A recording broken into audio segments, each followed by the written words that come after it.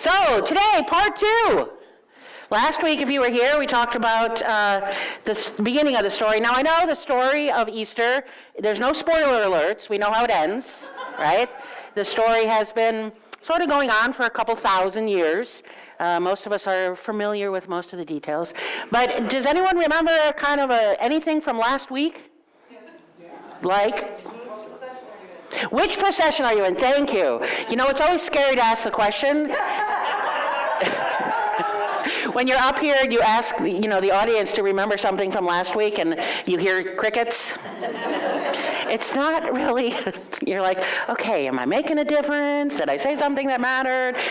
And the kicker for me is I teach communications, and I teach seminary students how to do this, homiletics, how to preach. So thank you, whoever said which procession, you've saved me. And it's live on Facebook. So thank you. Yes, which procession are you in? We talked about the imperial procession that came in from the west side of Jerusalem, that was the Romans, and the emperor in Rome was literally called the Son of God. And then we have the procession that Jesus specifically chose knowing there would be an imperial procession, chose to enter from the east side of Jerusalem on his donkey with the peasants, and a procession that was his teachings of love, of compassion, of kindness, of caring for the marginalized, right? Of loving your enemy. Like, find the most difficult person you can in your life and go love them. Sure. Piece of cake, right? But that's the story of transformation. And that's what the story of Easter is. Easter is a story of transformation. And today's title is The Never-Ending Story, because really Easter is a never-ending story. It's not just once a year, although it's on our calendar, the liturgical calendar, that and it moves around, because it's not just a liturgical calendar, it's a lunar calendar, so it has to move. So we have to pay attention, right? And which I find is ironic, because the journey of transformation is a journey that we have to pay attention to. Transformation is not just like I said it last week, I had my little ta-da, right? You wake up in the morning and it's all done. But it's rather a journey that we have to pay attention to, a journey that we focus on what's going on in our lives, what's going on, that is there change going on. And so there's actually change and transition are two different things. But the Easter story, the Easter journey, the never-ending story is a story because we're always in transition. Change is something that it's like that. It's generally something permanent. Could be little, could be big. Transition is how we move through the change, right? They're kind of two different things, but we use the words interchangeably. For me, I kind of need them separate. It helps me, because anyone ever resistant to change? Good, I'm not alone. I think they have 12-step meetings for us. Resistant to change, yeah. But transition is how I move through that change, intentionally, with consciousness. And from a consciousness of that imperial procession, or a consciousness of the procession that Jesus was, of community, right? Of love, of compassion. So if you look at so throughout the week, so last Sunday was Palm Sunday, and it's the beginning of Passover, and then comes Thursday, where he, as the story goes, he meets with the 12, and they have a Last Supper, and then he goes to the Garden of Gethsemane and he prays, and then on Friday the authorities come and get him and they arrest him, and then Friday he's crucified, and he dies, and he's very quickly buried, and then on Sunday, as the Easter story is told, he rises.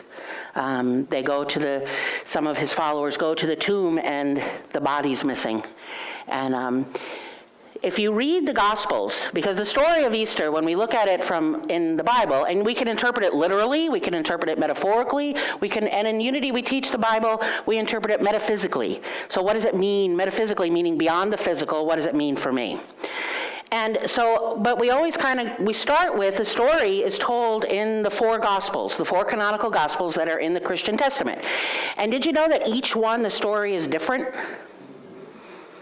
Yeah, so which one it's almost like, will the real Jesus please stand up? right? Or wasn't there a TV show like that? Will the real so-and-so please stand up? Yeah, so I'm reading the Gospels, I'm like, which one is it?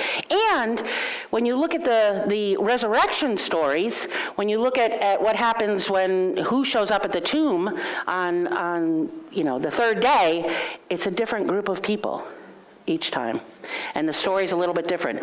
The irony is that, and I have to throw, as a woman preacher, I have to throw this in a little bit, the one constant in all four of the stories is Mary Magdalene. She's the one that shows up at every single, in each of the canonical Gospels as showing up after the fact. So that gets me thinking. And I mentioned it last week that sometimes ministers are challenged with holidays, Christmas, Easter, Palm Sunday, even Burning Bowl or the White Stone is, how do I make this new? How do I make it relevant? How do I make it so that when you're listening, it's not the same thing you heard last year, assuming you remember what you heard last year. Never mind last week, just last year. So that's where I take these kinds of stories, is what does it mean for me today?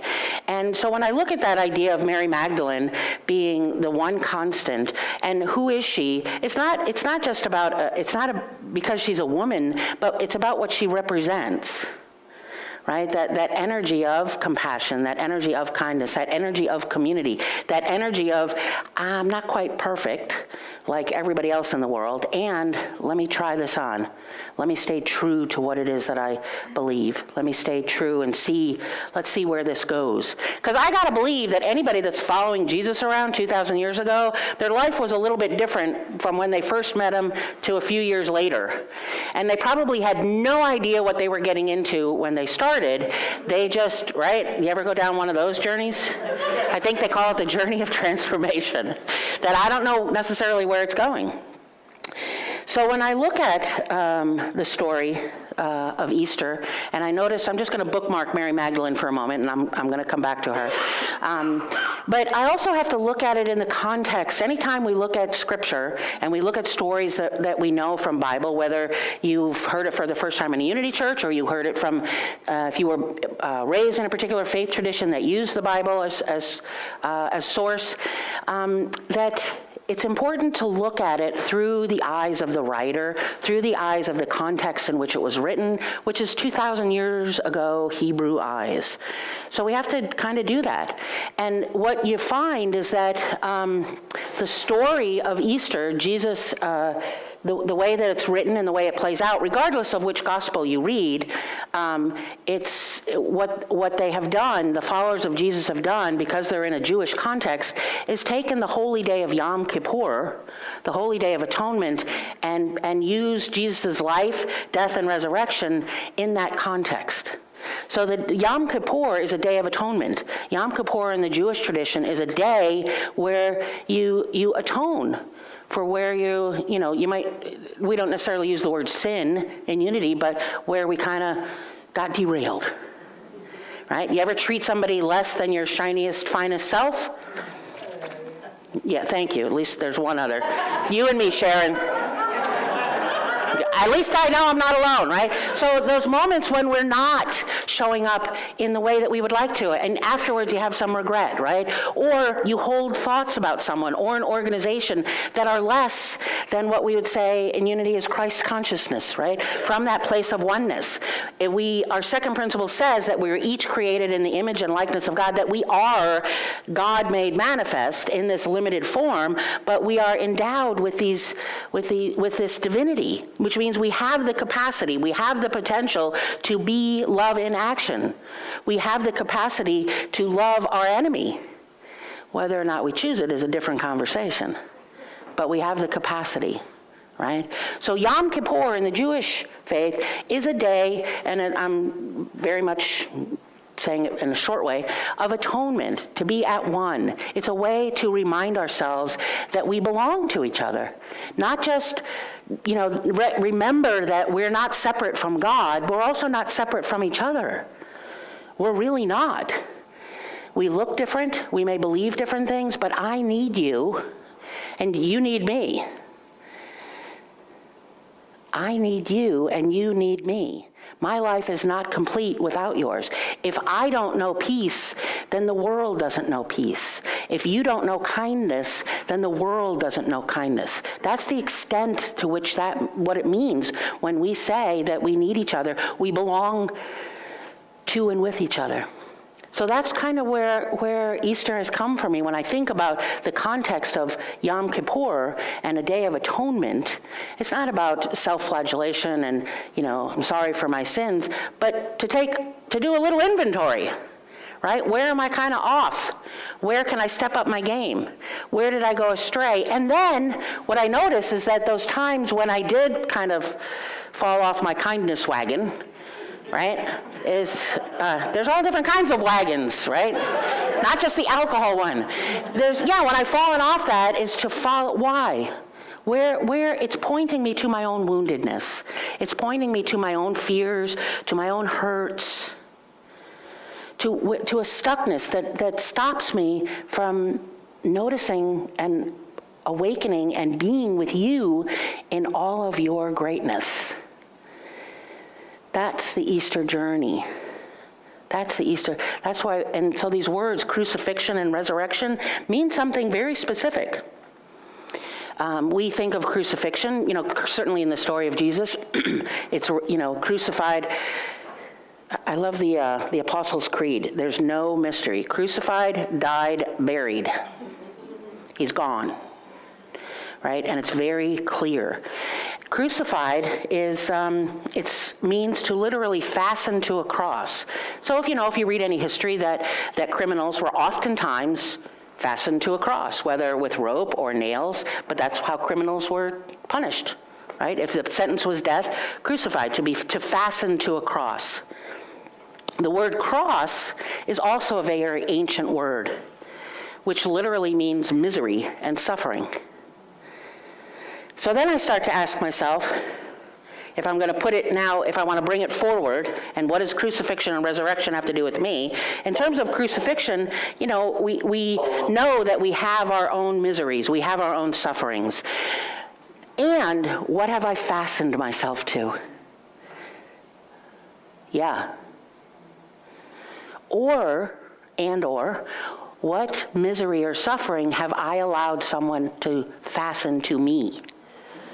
We ever take on someone's suffering or someone's pain for too long? It's one thing to carry it, it's another thing to fasten yourself to it. Anyone have a steamer trunk of baggage? They're sort of pulling behind you. Yeah, that's fascinating. Anyone ever, can you bring to mind a hurt or a wound that you've been carrying for a long time?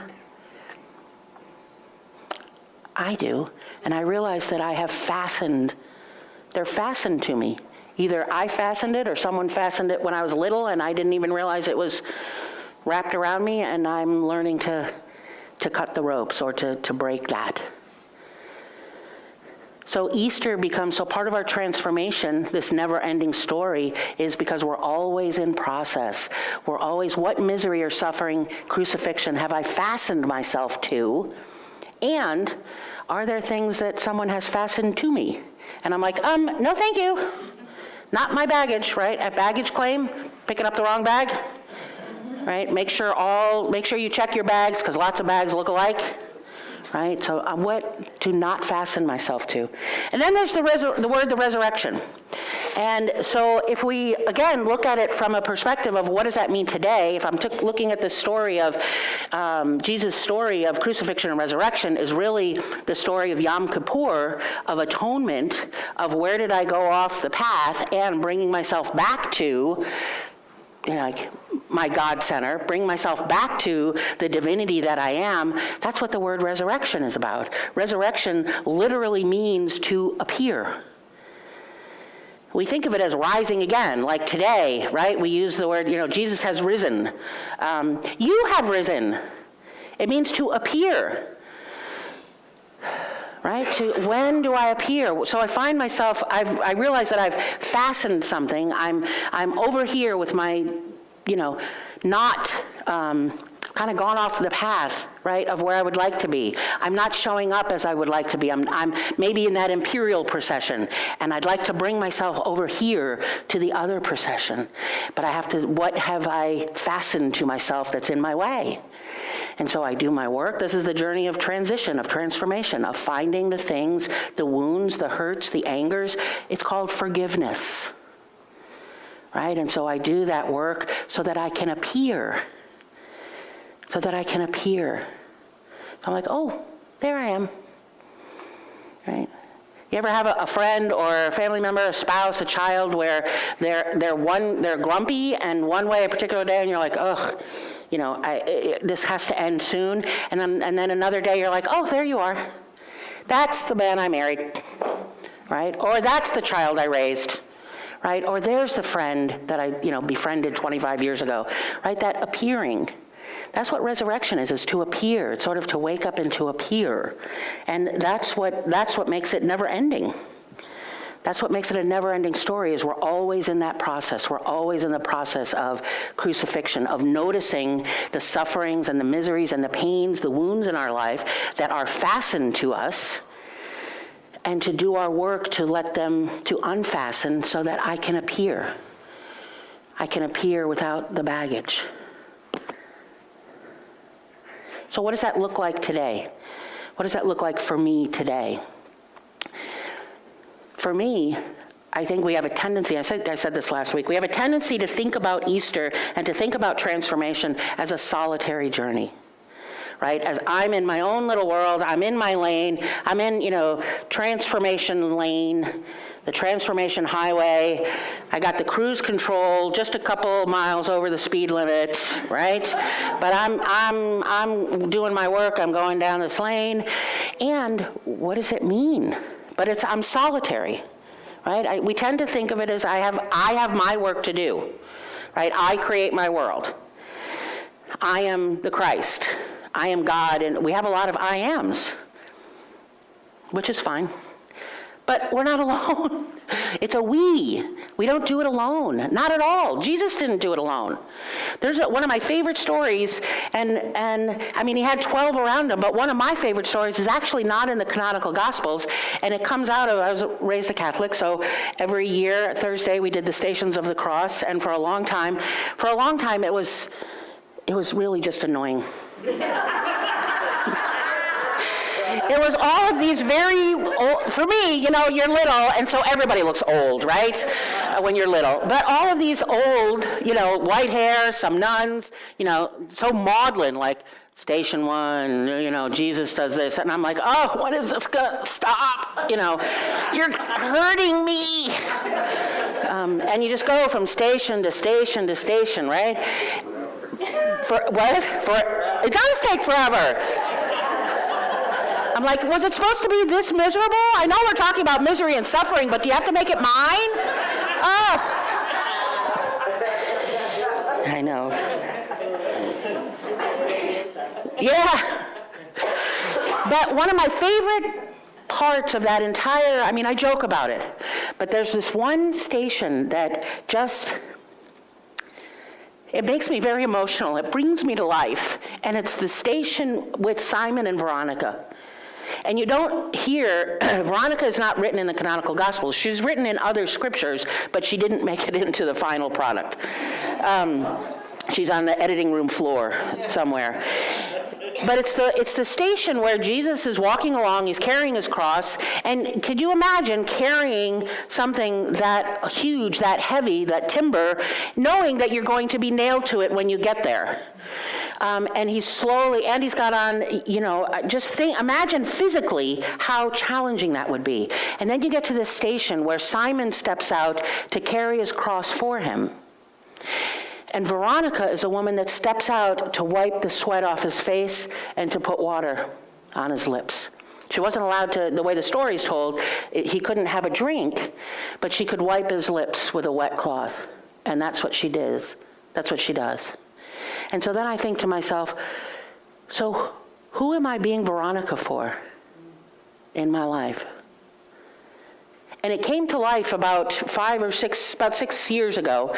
I had a cousin who was dying of cancer, and she's the same age as me. She was a Roman Catholic woman priest, and she was devoted to her spiritual life. She was devoted to being in service and ministry, and we grew up together. And our birthdays are a month apart. They're both on the 17th of a month. So there are some things about us that are very similar. And she was nearing the end of life, and I drove to Chicago to be with her. And we were at her house, and she all of a sudden was just, we needed to get to the hospital. She was in an enormous amount of pain, colon cancer. And so we get to the hospital, and she's in a bed and waiting to see whoever. And she's in so much pain. She says, I just need this to go away. I need the pain to stop. And I'm standing there. I can't do anything. And I know she's in this, this is one of those transformation journeys that's really, really big. And we have small ones throughout. But and I couldn't give her water, but I could give her one of those, like, spongy lollipops, right, that you dip in water and you wipe their mouth and let them chew on it. And when I did that, she looked at me and she said, this reminds me of the story of Veronica and Jesus, and I don't think that I can measure up. I know, right? And I just looked at her, and it took me a moment to realize what she was saying, and what she was saying was that she didn't think she could measure up to Jesus. Not that she could measure up to Veronica, but that she couldn't measure up to Jesus, that she couldn't live this life that we are told about Jesus, that procession of kindness, of compassion, of giving, of dedicating your life to others. And then I realized I was being Veronica. And I said to her, you absolutely have lived up to it in everything, and we each do. It's not about being perfect. This Easter journey, this transformational journey is not about getting it perfect. Jesus didn't, I hate to break this to you, what I'm about to say, but he didn't get it perfect all the time. He didn't. But he gives us an example that sometimes it's a little hard. So my question is, who are you being Veronica for? Because it's not a solitary journey. And here's the flip side, because that wasn't challenging enough. Who are you allowing to be Veronica for you? Who are you allowing to be Veronica for you? I think it's usually easier for us to be Veronica in this Easter journey, right? In this journey of transformation.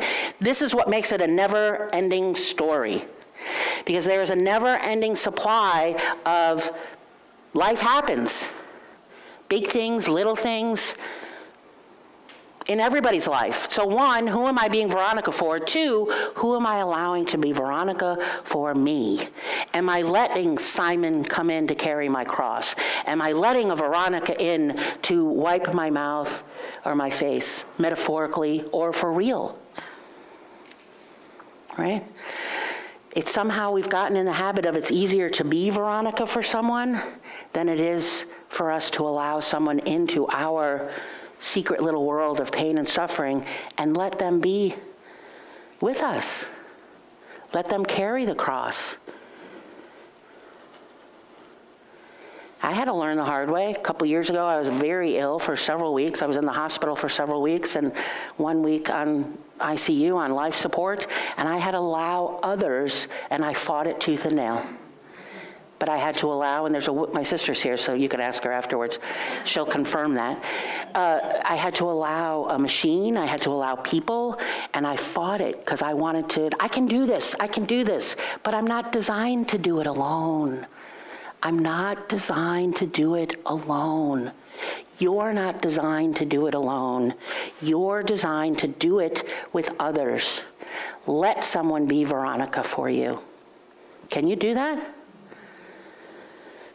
Can you let someone into your pain, your little pain, your big pain, and let them wipe your brow? That's what makes it a never-ending story. That's why we have spiritual community. That's what the crucifixion and resurrection is about. Can I let someone in to see the misery I fastened to myself to help me then appear, right? Is your load ever lifted when you let someone help you out? Yeah, even if you're just packing your car, right? Honey, can you get the suitcases? Because I don't really want to carry them. Right? Even just packing your car, even bringing groceries in from the car. How often do you say, hey, come help me? I mean, in the scheme of things, that's a tiny little thing. So when it comes to illness, when it comes to financial difficulty, when it comes to conflict in a relationship, when it comes to arguing, can I recognize who around me needs a Veronica or a Simon? And can I ask someone to step forward out of the crowd to be my Veronica? That's why it's a never-ending story, because we're designed to be together. We are designed to belong to each other. That's Easter, to be more conscious of what's going on in my world around me, that it's not always all about me. And when it is about me, to ask for a Veronica, to ask for a Simon, to be more conscious. That's how we move through transformation. Not alone. And we can move through our misery and our suffering with a little bit of joy, with a companion, with a little bit of laughter. You can feel joy and suffering at the same time. One of my favorite lines out of any movie in the whole wide world is in, now I've forgotten the name of the movie, with Sally Field and Dolly Parton and Shirley MacLaine, Steel Magnolias. Yes, they're at the funeral, or after the funeral. There's a scene where there's crying going on, maybe it's before, but there's all this crying going on, and then somebody tells a joke and they start laughing, and Dolly Parton says, laughter through tears is my favorite emotion.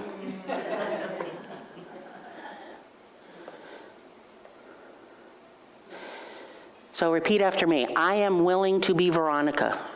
I am willing to be Veronica. I am willing to be Simon. I am willing to be Simon. I will ask for a Veronica. I will ask for a Veronica. I will ask for a Simon. I will ask for a Simon. I need you. I need you. And you need me. And you need me. Can we get an amen? Amen. So, that was good. That's a good amen. It is a powerful story that never ends. It's a passion of mine. I want you to take it with you and be that. That's what Gandhi meant when he said, be the change you want to see. Be that which you want to see, even when you don't feel like it. Even when the person's annoying. Do it anyway. Deal? Deal. Okay. Namaste. Namaste.